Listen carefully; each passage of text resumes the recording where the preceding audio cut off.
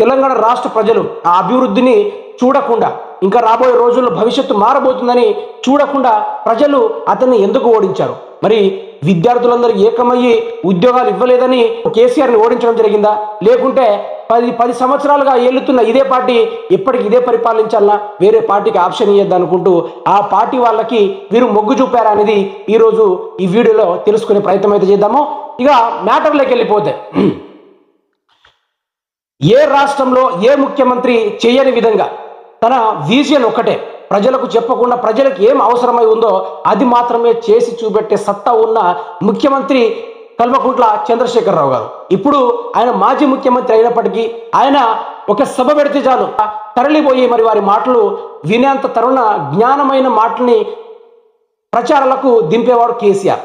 అయితే మరి కొన్ని రోజుల నుంచి మనం చూస్తున్నాము 2023లో జరిగిన ఎన్నికలు